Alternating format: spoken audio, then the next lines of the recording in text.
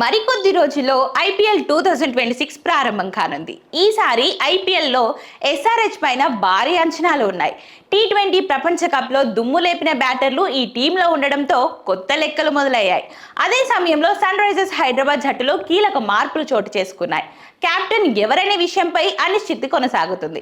T20 ప్రపంచ cup star బ్యాటర్కు బాధ్యతలు అప్పగించేందుకు తుది కసరత్తు జరుగుతుంది.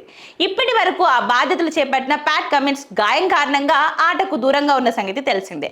Australia star Fraser regular captain Pat Cummins fitness స్పష్టత లేకపోవడంతో India wicket keeper batter Ishan Kishan కు కెప్టెన్ గా నియమించే అవకాశం ఉంది.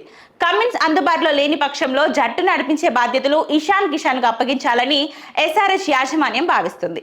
ఇటీవల ముగిసిన టీ20 ప్రపంచ కప్ 2026లో ఇషాన్ కిషన్ అద్భుత ఫామ్ ను కనబరిచాడు. న్యూజిలాండ్ తో జరిగిన ఫైనల్లో హాఫ్ సెంచరీ చేయడంతో పాటుగా ఫైనల్లోనూ కీలక పాత్ర పోషించాడు. అటు బ్యాటింగ్ కీలకమైన క్యాచ్లను బట్టి జట్టు ఛాంపియన్ కావడంలో కీలక పాత్ర పోషించాడు. కమిన్స్ స్థానంలో తొలుత ట్రావిస్ హెడ్ లేదా అభిషేక్ శర్మ తాత్కాలిక కెప్టెన్ గా ఉండే అవకాశాలున్నట్లు వార్తలు వచ్చాయి. అయితే తాజాగా జట్టు పగ్గాలు స్టార్ బ్యాటర్ ఇషాన్ కిషన్ కు అప్పగించినట్లు తెలుస్తుంది. ఇషాన్ కిషన్ దేశవాళీ టోర్నీ సయ్యద్ ముస్తక్ అలీ ట్రోఫీలో ఇషాన్ తన సారథ్యంలో తొలిసారి జార్ఖండ్ ను విజేతగా నిలిపాడు. 2016 అండర్-19 ప్రపంచ కప్ లోను కెప్టెన్ గా ఉన్నాడు. భారత టీ20 ప్రపంచ కప్ నెగ్గడంలోనూ ఇషాన్ 317 పరుగులు చేసి కీలక పాత్ర పోషించాడు.